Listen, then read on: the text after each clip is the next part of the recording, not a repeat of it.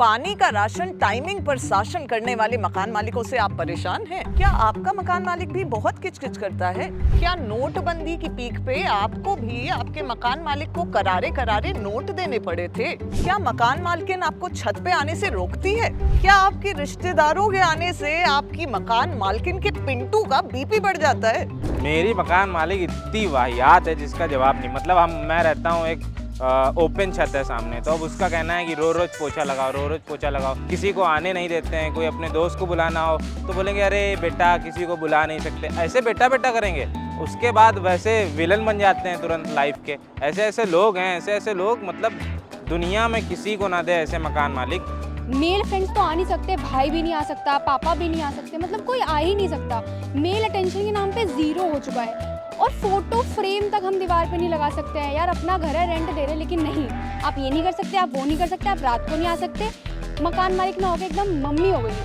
अब की बार बने दमदार किराएदार, तो ले आई मोदी सरकार न्यू रेंट रूल्स 2025।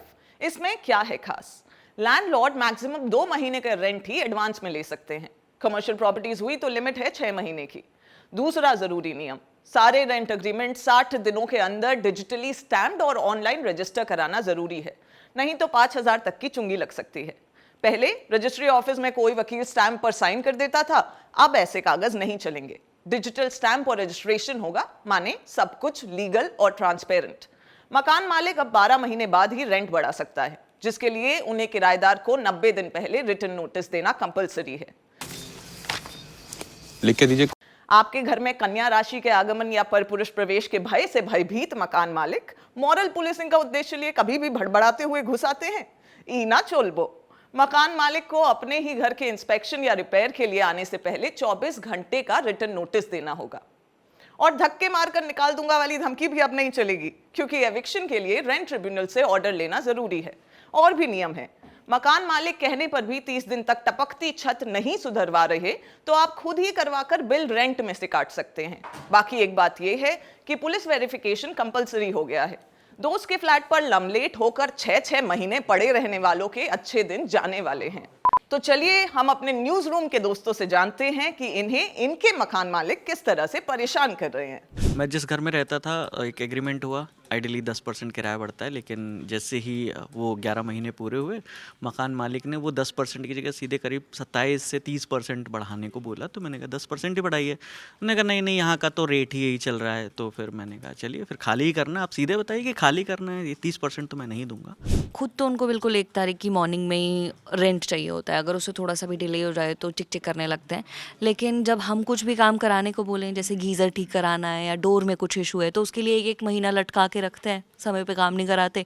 और कोई घर से आ जाए तो उसमें भी चिक चिक, दोस्त आए उसमें भी चिक चिक। मकान मालिक पहले इतना ख़राब सामान लगा देते हैं कि आप हाथ लगाओ तो टूट जाता है, और जब आप पहले बताओ कि ये बहुत ख़राब है, बहुत ख़राब कंडीशन में है, और फिर जब वो ख़राब हो जाता है तो फिर हमें भरना पड़ता है। तो ये मेरी समस्या है। तो पुराना वाला जो मकान मालिक था मेरा, उसमें जो कमी थी कि पहले वो मुझे यहाँ का पास चाहिए, वहाँ पे एंट्री दिलवा दीजिए, इस तरह की चीज़ों के लिए फ़ोन करता था। उसको लगता था कि पत्रकार इस काबिल होते हैं। फिर उसको जब साल में एक बार रेंट बढ़ाना होता था, 2 साल उसने किया कि मैं मकान बेच रहा हूँ, और अपने किसी दोस्त से टोकन ले लिया है, वो भी इसको इन्वेस्टमेंट पर्पज़ की तरह यूज़ करेगा। तो मैंने बोला कि ठीक है, अपने दोस्त का नंबर दीजिए, मैं दोस्त के साथ अब आप रेंट पे रहूँगा और मैं उनको बढ़ा हुआ रेंट दूंगा। तो फिर वो पलट जाता था, नहीं नहीं कहाँ आप उसको बेचना, मैं तो काम नहीं बेचूंगा, आप मुझे ही दीजिए वो सब रेंट। तो वो इस तरह से वो रेंट बढ़ाने के लिए नखड़े करता था। अभी वाला अच्छा है। मुझे लगता है कि जिसको हम लोग बोलते हैं मोरल पॉलिसिंग, तो जब से मैं दिल्ली में आई और फ्लैट लेके रहना स्टार्ट की, तो मकान मालिक ने, खासकर दिल्ली के मकान मालिकों ने एक ठेका ले रखा है मोरल पॉलिसिंग का कि आपको ऐसे कपड़े पहन के जाना चाहिए। आंटियाँ आगे बोलती हैं कि छोटे कपड़े पहन के बाहर मत जाओ, लड़के नहीं आपके रूम में आने चाहिए, और लड़के आने से लड़कियों के कैरेक्टर को जज करते हैं। तो ये सबसे ज़्यादा परेशानी मुझे थ्रू आउट दिल्ली में, जो भी मैं 5-7 सालों से बाहर रह रही हूँ, उसमें हुई मुझे। मेरे एक मकान मालिक थे, मैं 15 तारीख को गया और वो 15 से 15 का ही किराया लेते थे और 15 तारीख को लेते थे। मैंने उनसे कई बार कहा कि आप 15 दिन का ले लीजिए और 1 तारीख से 1 तारीख का हिसाब बनेगा, लेकिन वो मानते नहीं थे। और 15 तारीख की दोपहर तक अगर किराया नहीं मिला तो नाराज़ हो जाते थे। लेकिन सब मकान मालिक बुरे नहीं होते हैं लक्ष्मण, बहुत सारे मुझे अच्छे मिले। मेरी बेटी पैदा हुई उसके बाद जो मेरे मकान मालिक थे उन्होंने कभी किराया ही नहीं बढ़ाया जो है, और मैं वहाँ करीब 10 साल रहा जो है। मेरी पुरानी जो मकान मालकिन थी बहुत ही ज़्यादा उन्होंने मुझे परेशान किया था। उनको मेरे घर वालों के घर पे आने से प्रॉब्लम थी। उनको इस बात से प्रॉब्लम थी बेसिकली कि मैं इतने सुकून से क्यों रह रही हूँ। अगर कुछ भी घर में दिक्कत आती थी तो उनको वो ठीक नहीं कराना होता था। मेरे नोटिस पीरियड में पूरे टाइम मेरा गीज़र ख़राब था और मैं ठंडे पानी से नहा रही थी। तो मेरी बहन मेरे पापा के घर आने की तो बिल्कुल मनाही थी, आ ही नहीं सकते। तो हाँ, लेकिन टच वुड अभी मैंने कुछ दिन पहले घर चेंज किया और अभी तक सब कुछ ठीक चल रहा है। जैसे मुझे अपनी खिड़कियों में ग्रिल लगवाना था, ठीक है, गर्मी में, तो गर्मी ख़त्म हो गई, ठंडी आ गई, उसके बाद जाके ग्रिल लगा, ठीक है। तो इसी तरह की मतलब कोई भी काम अगर बोला जाए तो वो एक बार में सुनते नहीं। मेरा मकान मालिक का एक किस्सा था कि हम लोग ये नोएडा में रहते थे, तो वहाँ पे उनके यहाँ कुछ सीलन वीलन आई, तो उन्होंने बोला, मतलब वो अचानक हम लोग बढ़िया बालकनी में ऐसे बैठे थे, मकान मालिक ने 2 लेबर को नीचे से भेजा, कहा कि ऊपर जाओ। तो हम लोग लगा कुछ रिपेयर करने आए, सीलन वीलन का काम है। उनका भैया वॉशरूम में जाना है। हमने कहा हाँ ठीक है जाइए अंदर है। वो अपना गए, करीब उन्होंने आधे पौन घंटे बढ़िया खूब काम वाम किया। हम लोग बढ़िया आराम से बालकनी में बैठे, हम लोग को पता भी नहीं चला क्या चल रहा है अंदर काम। फिर वो थोड़ी देर में आए तो देखा हाथ में कमोड लेके आ रहा है। तो उन्होंने कहा कि ये किसका है? कह रहे भैया अंदर से। तो मैंने कहा आप उखाड़ लाए? कह रहे हाँ। तो मैंने कहा कि फिर हम लोग कहाँ जाएंगे? तो कह रहा है कि वो तो भैया बताएंगे नीचे।